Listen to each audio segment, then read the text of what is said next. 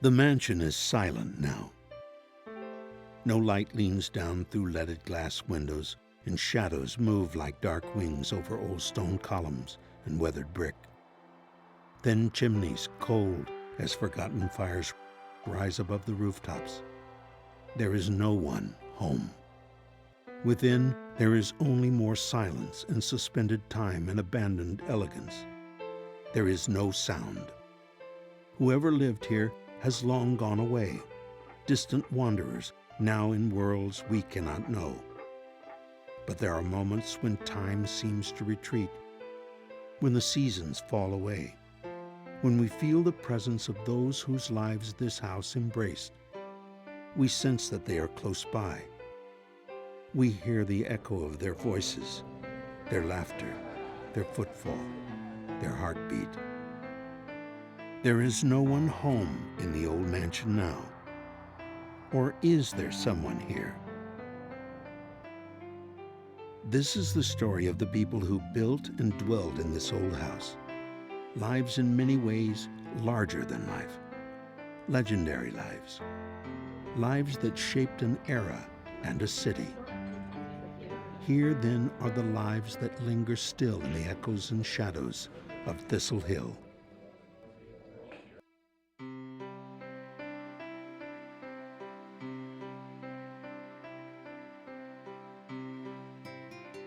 They came west with a dream, a gambler's spirit, and a will of iron. Young men with nothing to lose but their lives. There was land out here on the rolling prairie, a fortune to be made if you could somehow survive the impossible odds. Vast solitudes, bitter winters, summer drought, the cruel blades and arrows of renegade Indians, cattle thieves, wolves and rattlesnakes, and 1,000 ways to die. Few survived or had the luck and strength to see their dream made real. His name was Daniel Wagner. He came to the wild frontier in 1854 and homesteaded on a 160-acre grant, saved enough money to buy 242 head of longhorn cattle and 6 horses. He had a son named Tom, also known as W.T. Together they bought land at less than $1 an acre, leased additional grassland from the great Comanche chief Quanah Parker. In less than 30 years, they had expanded their 3D spread to over 1 million acres. Their cattle ranged over 6 counties. It was the largest cattle operation in Texas. Tom and Ella Wagner had a daughter. They named her Electra. The Wagners possessed several fabulous ranch houses in their far-flung empire, but the most famous was a mansion called El Castillo. This 16-room castle in Decatur, Texas, was one of the grandest mansions in the West. Although Electra grew up in such luxurious surroundings, she could ride and shoot like an Indian. At 15, she was sent east to finishing school. She returned a beautiful young lady, cultured, but with a boundless zest for living life with abundant abandon. Her social life, her parties, her escapades became legendary. She was known as the Princess of the Panhandle.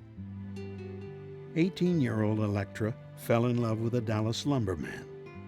Tom and Ella sent her away on a world tour, perhaps some say to put a little distance between their daughter and a less than suitable suitor. Electra took Europe and much of the rest of the world by storm. In Nepal, she fell in love again, this time with Albert Wharton of Philadelphia. She returned to Texas with a brand new lover on her arm and an outrageous butterfly tattooed on her leg. Electra and Albert Wharton were married in 1902. Electra's trousseau was specially ordered from Paris. Her wedding veil was of rose point lace created for a member of the Habsburg nobility, valued at more than $10,000. What does a father who has everything give as a wedding gift to the daughter who also has everything? In 1902, the finest architects and builders and artisans in Texas were commissioned to build a mansion. In those days, it was customary for the great cattle barons to have a second house in town. High on a bluff above Fort Worth and the Trinity River, along what was called Silkstocking Row, were the elegant, often palatial homes of the region's most successful and wealthy citizens. And it was here, at the end of Summit Avenue, that Tom built for his daughter a honeymoon cottage, the magnificent mansion called Thistle Hill. The 18-room colonial revival mansion was built at a cost of $40,000, a sum equivalent to well over $1 million today. No expense was spared on the interior, where the foyer was dominated by a massive yet graceful horseshoe-shaped grand staircase. The walls, wainscoting, and ceiling panels were fashioned of exotic hardwoods, custom cut in St. Louis. Master artisans created the library with its leaded glass bookcases and elaborate stenciling on the walls. The formal parlor or drawing room featured elaborate woodwork of oak and mahogany. On the first floor were 5 fireplaces, each architecturally unique, first burning coal, then natural gas. Thistle Hill was built in a brief era of technological transition. The rooms were equipped with both gas and electric lighting to embrace both the old technology and the new. The house was also wired with an electric actuator system for the calling of servants to various rooms of the mansion. This recognition of both old and new was also reflected in the carriage house. Here were housed the magnificent Wharton horses, but here was also the home of some of the first automobiles in the city, leading to the establishment of the first automobile dealership. An innovative block and tackle system fed hay to the horses, and a newfangled gasoline pump fed fuel to the automobiles. Electra and her husband Albert took possession of Thistle Hill in 1904, and soon Electra resumed her passion for lavish, often outrageous living.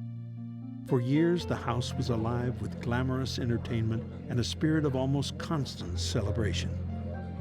On holidays, laughter rang through the corridors like clarion bells, and from the lawns and balconies, fireworks scattered diamonds into the night sky. Electra filled her closets with furs and fine gowns, and some say more than 350 pairs of shoes. On one shopping spree to Neiman Marcus, she spent $20,000 in a single day, in a time when a nice house costs less than $2,500. Although Electra lived her life largely in the public eye, close friends revealed that beneath the public image, Electra possessed a warm and generous spirit. She was known for acts of kindness, especially toward children and those less fortunate than herself. Yet Electra lived large in this house. Her spirit burned brightly, and in time, far too soon, the flames would consume her. Christmas 1909. Tom Wagoner gave his children $6 million worth of land, cattle, and horses. Each of the 3 ranches encompassed 100,000 acres. Electra and Albert moved their family to their new ranch home, located in Vernon, Texas, about 100 miles northwest of Fort Worth. It was called Zacawista. Within a month, oil was discovered on the ranch land. Initially, Tom Wagoner was disappointed. He wanted water, not oil, and he had the wells sealed over. But eventually, oil would increase Electra's wealth beyond measure. In addition to the house in Vernon, the family would build a mansion in 1919 in Dallas, in a new and exclusive enclave called Highland Park. And at Thistle Hill, a whole new chapter was to begin. Winfield Scott came to Texas in 1870. While making a living chopping wood along the Trinity, he watched cowboys driving their herds across the river. This was the life he wanted. He saved enough money to buy 160 acres of land and then borrowed $500 to purchase cattle. Although it was said that Winfield Scott could neither read nor write, he was well on his way to becoming a cattle baron. He would soon amass one of the West's great fortunes. In 1884, Winfield met Elizabeth Simmons, socialite daughter of a Weatherford, Texas physician. Although it seemed they were from two separate social worlds, they were married within a year. In 1889, the Scotts decided to move to Fort Worth. The town was booming. New buildings were rising on nearly every block, including an opera house and the spectacular Spring Palace. Electric lights glittered like stars along the avenues, and rail cars were powered by electricity rather than mules. It was the perfect location for a cattleman, banker, real estate entrepreneur like Winfield Scott, and he would soon own much of the downtown. He was also drawn to Fort Worth by the news that his friends, the Whartons, had offered their home for sale. In 1911, Winfield Scott, now the largest builder and investor in Texas, purchased Thistle Hill for $90,000. Before moving into the mansion, the Scotts embarked on a massive remodeling project. Much of the colonial revival architecture and decorative elements, so loved by Electra, were stripped away and replaced by a more formal Georgian revival style. No two women could have been more different than Electra Wharton and Elizabeth Scott, and this disparity of personality and taste was reflected in the changes Elizabeth made in the mansion. Electra was flamboyant. Elizabeth was sophisticated, mannered, serene. While Electra once fired a 6-gun over the heads of her dinner guests, Elizabeth was known for her love of formal table settings, fine crystal, and expensive lines of china.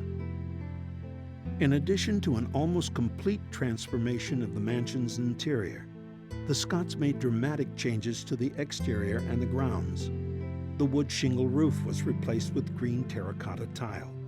Balconies were removed, and other spaces were enclosed to create a solarium. Elaborate gardens, a pergola, and tea house were added.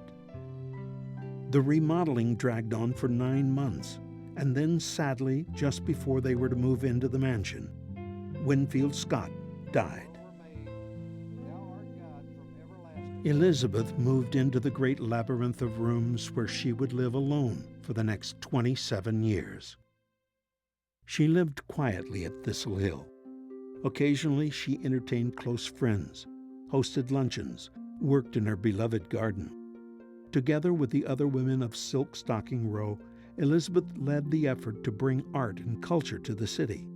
She made annual shopping trips to New York and several times to Europe, where she purchased furnishings for the mansion. For years, she was active in the social life of the city. But in time, it seemed she withdrew more and more into the empty rooms of the great house. For a while, her son Winfield Jr. lived with her, but he was little comfort. By 1925, he had squandered a fortune of over $3 million, was deep in debt, and was divorcing the first of his 8 wives. Elizabeth also must have been saddened in this year of 1925 with news that Electra, the first mistress of Thistle Hill, had died at the age of 43. Finally, the flame that burned so brightly had consumed itself and gone out. The years passed, but within the old mansion, it seemed time stood still. Outside, the city was racing headlong into the future. Elizabeth's health began to fail. Then in 1938, after a lingering illness, Elizabeth Scott, the second mistress of Thistle Hill, passed away. Winfield Jr., her wastrel son, sold the mansion for little more than $17,000.